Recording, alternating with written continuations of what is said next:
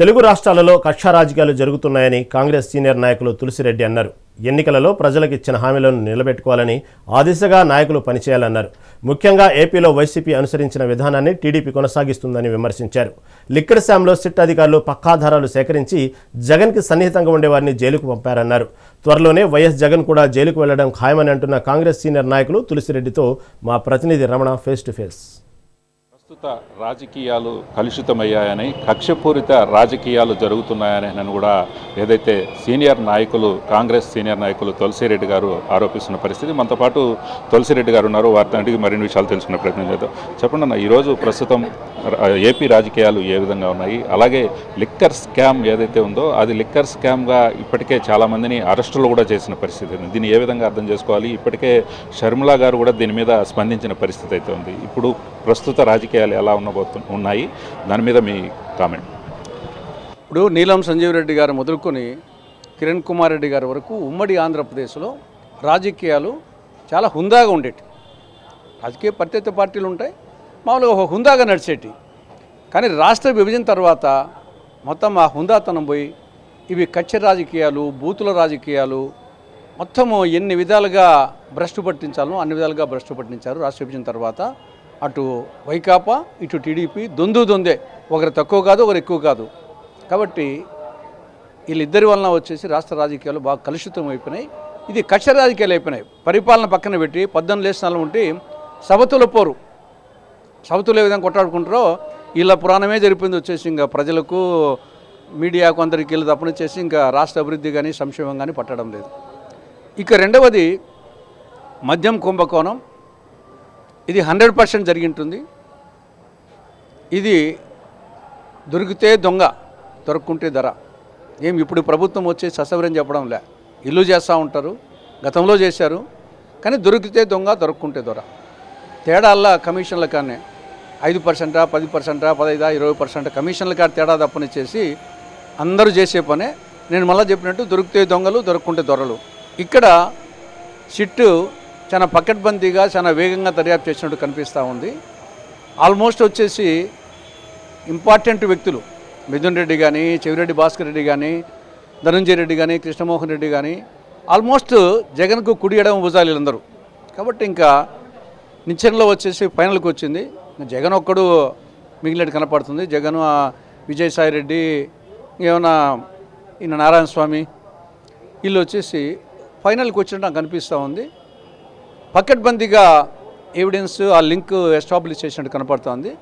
తీగలాగితే డొంకంత కదిలినట్టు కనిపిస్తుంది. కాబట్టి త్వరలో జగన్మోహన్ రెడ్డి కూడా అరెస్ట్ కావచ్చు అనేది నా అభిప్రాయం.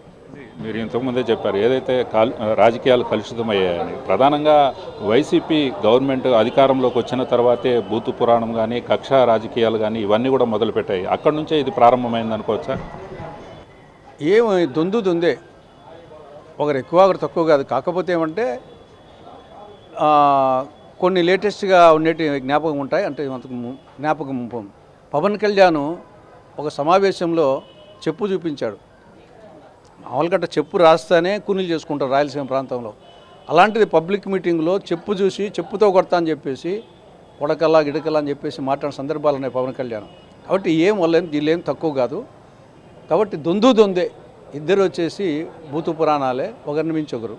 కానీ ప్రస్తుతం టీడీపీ అధికారంలో ఉన్నప్పటికీ కూడా వైసీపీ నాయకులే టీడీపీ ఎమ్మెల్యేలను కూడా టార్గెట్ చేస్తూ కూడా చేస్తున్న కామెంట్లను ఏ విధంగా అర్థం చేసుకోవాలి? ప్రధానంగా నగిరి మాజీ ఎమ్మెల్యే రోజా గారు కావచ్చు, లేకపోతే మరికొంతమంది వైసీపీ నాయకులు చేస్తున్న ఆరోపణలు ఏ విధంగా భావించాలి?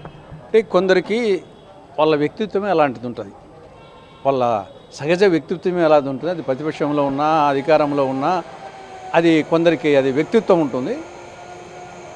కాబట్టి అది బూతులు మాట్లాడితే కానీ మీడియాలో ఫోకస్గా ఉన్న వాళ్ళు కొందరు ఉన్నారు.